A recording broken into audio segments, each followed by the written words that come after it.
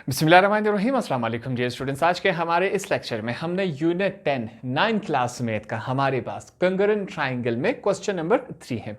Exercise number 10 का question number 3 हमारे पास। सबसे पहले हम इसका स्टेटमेंट समझेंगे कि क्वेश्चन में हमसे क्या पूछा गया है। जैसे हम क्वेश्चन को समझ लेंगे तो हमारे लिए ये डायग्राम बनाना और इसको सोल्व करना काफ़ी आसान रहेगा। सबसे पहले स्टेटमेंट को पढ़ते हैं। क्वेश्चन में कहता है प्रूफ दैट, फिर से हमने साबित करना है। क्या साबित करना है? In an equilateral triangle any two medians are concurrent. अब यहां पर इस क्वेश्चन में हमारे पास दो लफ्ज हैं नए, इनको क्लियर करते हैं और इनको समझ लेते हैं। पहला हमारे पास क्या है? Equilateral triangle. अब इससे पहले हम पढ़ चुके हैं आइसोसेलेस ट्राइंगल में क्या था। ट्राइंगल के आपके पास तीन साइड्स होते हैं। मैंने आपको बताया था कि आइसोसेलेस ट्राइंगल में अगर कोई भी दो साइड्स की लंबाई लेंथ बराबर आ जाए तो उसे हम क्या कहते हैं? Isosceles triangle. फॉर एग्जांपल, अगर ये वाला साइड 7 सेंटीमीटर है, ये भी 7 सेंटीमीटर आया तो क्या हुआ? आइसोसेलेस ट्राइंगल है। यहां पर हमारे पास क्या है? Equilateral triangle. लफ्ज इक्वल से जाहिर है बराबर। अब यहां पर इक्विलेटरल ट्राइंगल में तीनों साइड्स हमारे पास बराबर आने चाहिए, इनकी लेंथ लंबाई बराबर आनी चाहिए। अगर बराबर आए तो इसे हम क्या कहते हैं? Equilateral triangle. फॉर एग्जांपल, ये हमारे पास 8 सेंटीमीटर है, ये हमारे पास 8 सेंटीमीटर है और ये हमारे पास 8 सेंटीमीटर है। जब आप एग्जाम में बनाएंगे तब भी आपने ध्यान रखना है, आप 4 सेंटीमीटर का बना सकते हैं, 6 सेंटीमीटर का, उससे फर्क नहीं पड़ता। फर्क क्या पड़ेगा कि तीनों साइड्स क्या होने चाहिए? बराबर, तभी ये इक्विलेटरल ट्राइंगल होता है। यहां पर हमने इक्विलेटरल ट्राइंगल बना लिया। अब क्या करेंगे? सबसे पहले इसको हमने नाम देना। मैं कहता हूं ए, बी और यहां पर ये सी हो गया। कोई भी नाम दे सकते, इससे फर्क नहीं पड़ता।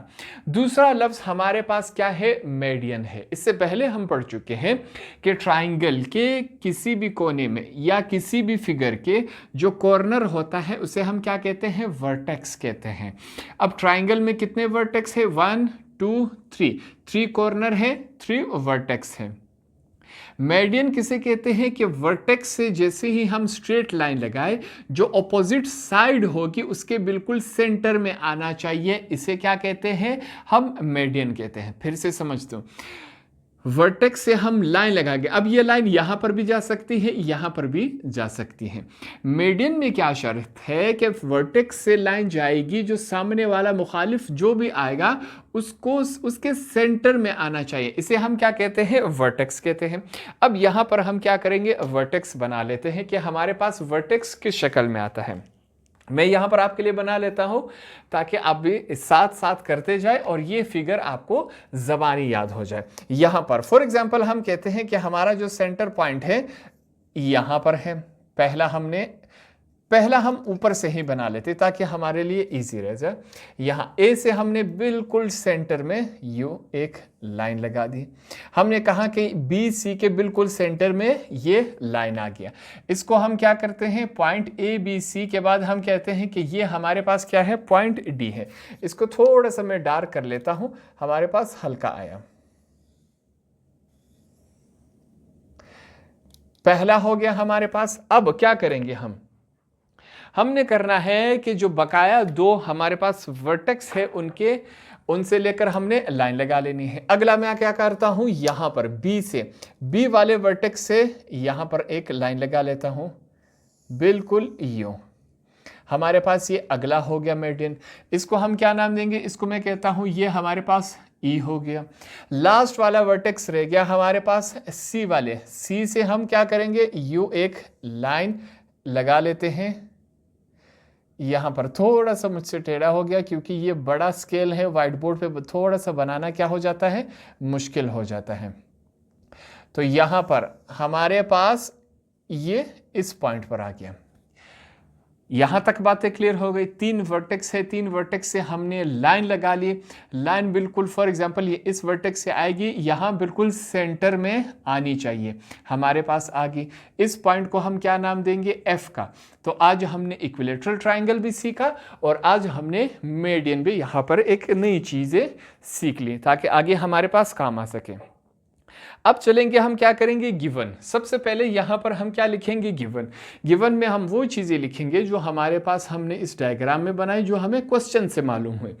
गिवन में सबसे पहले हमने लिखा ट्राइंगल ए बी सी जो है, triangle A B C is an equilateral triangle.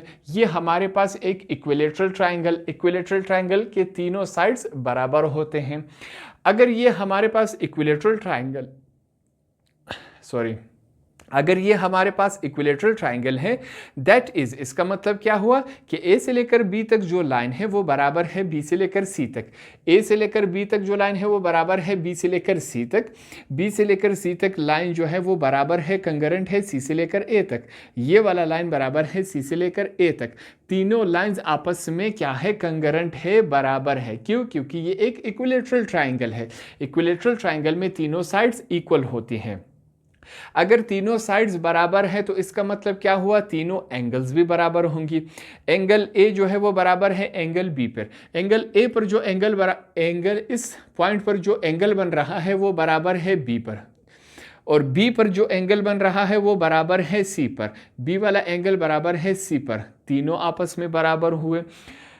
आगे अगर हमारे पास ये इक्विलेटरल ट्राइंगल है, तीन साइड बराबर आए, तीन एंगल्स बराबर आए, तो इसका मतलब क्या हुआ, ए से लेकर डी तक जो हमने लाइन लगाई, बी से लेकर ई तक और सी से लेकर एफ तक, ए से लेकर डी तक, ये क्या हुआ, पहला मीडियन, दूसरा बी से लेकर ई तक दूसरा मीडियन, सी से लेकर एफ तक क्या हुआ, तीसरा मीडियन। ये तीनों हमारे पास क्या है, मीडियंस है जो हमने लगाए थे। प्रूफ हमने क्या करना है कि जो तीनों मीडियंस हमने लगाए हैं, ये तीनों मीडियंस क्या आने चाहिए, बराबर आने चाहिए, कंकरेंट आने चाहिए। इस वजह से हमने प्रूफ में यही करना है। आगे हम प्रूफ लिखेंगे।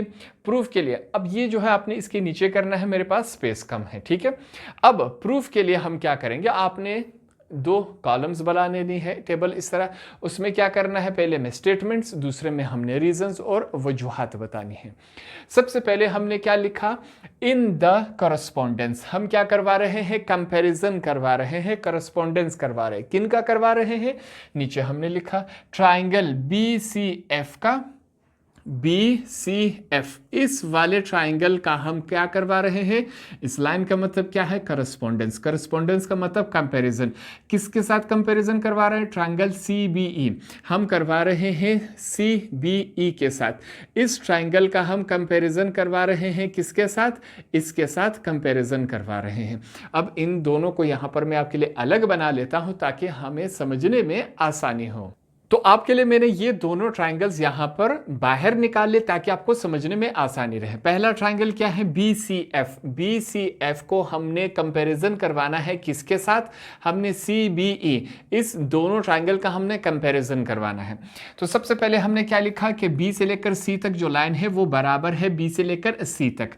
अब दो दफा क्यों है, क्योंकि यहां पर हमें तो एक ही नजर आएगा। जब इन दोनों ट्राइंगल्स को अलग अलग बनाया, बी सी जो है वो दोनों ट्राइंगल्स में मौजूद है, इस वजह से यहां पर हमने क्या लिखा कि ये कॉमन है, दोनों ट्राइंगल्स में बी सी मौजूद है। इस वजह से हमने लिखा कि बी सी जो है वो बराबर है बी सी के। पहली बात, यहां पर हमारे पास एक कंपोनेंट इक्वल है। इससे पहले हम पढ़ चुके हैं कि हमारे पास किसी भी ट्राइंगल में टोटल 6 कंपोनेंट्स होते हैं, 3 साइड्स 3 एंगल्स होते हैं। अब हमें 6 के 6 कंपोनेंट्स इक्वल लाने नहीं होते किसी भी दो ट्रायंगल्स को बराबर शो करने के लिए। हम सिर्फ 3 कंपोनेंट्स बराबर ले आएंगे, तो इसका मतलब क्या हुआ कि हमारा जो दो ट्रायंगल्स का हम कंपैरिजन करवा रहे हैं वो दोनों क्या है, इक्वल है। पहला कंपोनेंट हमारा बराबर आए। दूसरे की तरफ चलते हैं, यहां पर क्या है, ये निशान एंगल का है।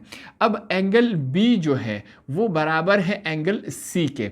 अब यहां पर आप कहेंगे कि हमने डायरेक्ट एंगल बी क्यों नहीं लिखा, इस वजह से नहीं लिखा। अगर यहां पर एंगल बी लिखते, अब बी जो है वो इस ट्राइंगल में भी मौजूद है, इस ट्राइंगल में भी मौजूद है, बी दोनों ट्राइंगल्स में मौजूद है। अगर हम सिंपल बी लिखते तो आपको समझ नहीं आता कि हम इस ट्राइंगल की बात कर रहे हैं या इस ट्राइंगल की। इस वजह से हमने इसके साथ क्या लिखा, एफ बी सी। अब जिस पर एंगल हो उसे हम सेंटर में लिख लेते हैं। कहता है कि ट्राइंगल एफ बी सी, यहां पर बी पर जो एंगल बन रहा है वो बराबर है, कंकरेंट है, किसके बराबर है, ई बी सी। यहां पर जो ये दोनों एंगल्स क्या है, आपस में बराबर है, इक्वल है। ये हो गए हमारे पास दूसरा कंपोनेंट। तीसरे की तरफ चलते हैं। हमारे पास कहता है बी से लेकर एफ तक जो लाइन है वो बराबर है सी से लेकर ई तक। बी से लेकर ये वाला जो लाइन है वो बराबर है किसके बराबर है, इस लाइन के। ये वाला जो लाइन है वो बराबर है इस लाइन के, दोनों आपस में क्या है, बराबर हुए। बिल्कुल हमने यही लिखा। अब यहाँ पर रीजन में हमने क्या लिखा कि हमारे पास जो बी से लेकर एफ तक जो है ये आधा है, किसका हाफ है, ए से लेकर बी तक। सी से लेकर ई तक ये किसका हाफ है, ए से लेकर सी तक। यहां पर रीजन में हमने यही लिखा हुआ है। तीन कंपोनेंट्स हमारे पास बराबर आए दो ट्राइंगल्स में, तो इसका मतलब क्या हुआ कि ये दोनों ट्राइंगल्स क्या है, आपस में कंकरेंट है, बराबर है। इस वजह से यहां पर हमने लिखा कि ट्राइंगल बी सी एफ बराबर है ट्राइंगल सी बी ई के। रीजन में हमने क्या दिया, साइड एंगल साइड पोस्टुलेट है हमारे पास, ये एक साइड, ये एंगल, ये साइड, साइड एंगल साइड हमारे पास यहां पर हमने रीजन में लिख लिया। अगर ये दोनों ट्राइंगल्स आपस में बराबर हैं तो इसका मतलब क्या हुआ कि सी से लेकर एफ तक जो लाइन है वो बराबर है बी से लेकर ई तक। ये जो लाइन है सी से लेकर एफ तक, ये जो लाइन हमने लगाई है वो बराबर है किसके बराबर है, बी से लेकर ई तक। ये दोनों लाइंस बराबर हैं, क्यों, क्योंकि ये दोनों ट्राइंगल्स तो हमारे पास बराबर आ गए थे। इस वजह से अगर दोनों ट्राइंगल्स बराबर हैं तो इसका मतलब क्या है कि सी से लेकर एफ तक ये वाला जो लाइन है वो बराबर है इस लाइन के। ये हमने लिखा, इसको हमने इक्वेशन 1 दिया। करस्पॉन्डिंग रीजन में हमने क्या लिखा, corresponding sides of concurrent triangle. दो ट्राइंगल्स का जब हम आपस में मवाजना करवाए तो इसका मतलब क्या हुआ, इसका मतलब ये हुआ कि आमने सामने वाले लाइंस हमेशा आपस में क्या होंगे, बराबर होंगे। ये इसका आमने सामने है कि नहीं, दोनों ट्राइंगल्स बराबर आए तो इसका मतलब क्या हुआ कि बी से लेकर एफ तक जो लाइन है, सॉरी सी से लेकर एफ तक जो लाइन है वो बराबर है सी से लेकर ई तक। ये दोनों बराबर से बिल्कुल बराबर हैं, इसको हमने इक्वेशन 1 का नाम दिया। बिल्कुल इसी तरह ट्राइंगल ए बी डी बराबर है ट्राइंगल बी ए ई के। अब यहां पर इसको समझना मुश्किल है, फिर से मैं आपके लिए अलग बना लेता हूं। क्या कहता है, ट्राइंगल ए बी डी, ये हमारे पास ए बी डी हुआ, कहता है ये बराबर है किसके बराबर है, हमारे पास ये बराबर है बी ई ए के, ये हमारे पास इसके बराबर है। यहां पर मैं आपके लिए बना लेता हूं। तो ये डायग्राम्स मैंने आपके लिए अलग कर दिए। कहता है यहां पर हमने लिखा कि ट्राइंगल ए बी डी जो है वो बराबर है किसके बराबर है, ए बी ई, इस वाले ट्राइंगल के हमारे पास बराबर है। कैसे बराबर है, यहां पर देखिए, यहां पर भी हमारे पास क्या है, 90 डिग्रीज का एंगल बन रहा है, बिल्कुल बन रहा है। इस वाले में अगर हम चेक करें यहां पर भी हमारे पास ये क्या है, 90 डिग्रीज बन रहा है। तो इस वजह से ये दोनों ट्राइंगल्स क्या है, आपस में बराबर है। कौन से ट्राइंगल बराबर है, ए बी डी, ये बराबर है किसके, बी ए ई के, इस वाले बी ए ई। यहां पर ये है और यहां पर मैंने आपके लिए अलग बना लिए, ठीक है। ये दोनों ट्राइंगल्स बराबर है। अगर ये दोनों ट्राइंगल्स बराबर है तो इसका मतलब क्या हुआ, इसका मतलब कि ए से लेकर डी तक जो लाइन है वो बराबर है बी से लेकर ई तक। क्या है कि हमारे पास ए से लेकर डी तक ये वाली लाइन जो 90 डिग्रीज बना रही है वो बराबर है बी से लेकर ई तक, ये भी 90 डिग्रीज बना रही है। हमने पढ़ा था कि करस्पॉन्डिंग, जब हम करें corresponding sides of concurrent triangle, दो ट्राइंगल्स का जब हम मवाजना करवाए तो हमेशा अगर वो बराबर हो तो उनके आमने सामने वाले हमेशा बराबर होंगे। अब यहाँ पर भी ये 90 डिग्रीज था, यहाँ पर भी ये दोनों बराबर हैं। इसको हमने क्या किया, इक्वेशन 2 का नाम दे दिया। अब दो हमारे पास क्वेश्चन में ही हमसे दो मीडियंस बराबर लाने को कहा था। पहला मीडियन हमने यहां पर बराबर लिया है, सी से लेकर एफ तक जो मीडियन था और बी से लेकर ई तक ये बराबर आया। दूसरा मीडियन यहां पर ए से लेकर डी तक जो मीडियन है ये बराबर आया किसके, बी से लेकर ई तक। ये दोनों मीडियंस हमने बराबर शो कर दिए। अब इक्वेशन 1 और 2 से हमने क्या सीखा, इक्वेशन 1 और 2 से हमने सीखा कि ए से लेकर डी तक जो लाइन है वो बराबर है बी से लेकर ई तक। ए से लेकर डी तक जो लाइन है वो बराबर है बी से लेकर ई तक, और बी से लेकर ई तक जो लाइन है वो बराबर है सी से लेकर एफ तक। बी से लेकर ई तक जो लाइन है वो बराबर है सी से लेकर एफ तक। हमसे क्वेश्चन में भी यही पूछा गया था कि इनको हमने बराबर ले आना है और इनको हम बराबर ले आए हैं। तो इस तरह हमारे पास इस वाले क्वेश्चन को भी हमने आसान अल्फाज में सीखा, समझा। होप आपको ये क्वेश्चन आसानी से समझ आ गया होगा।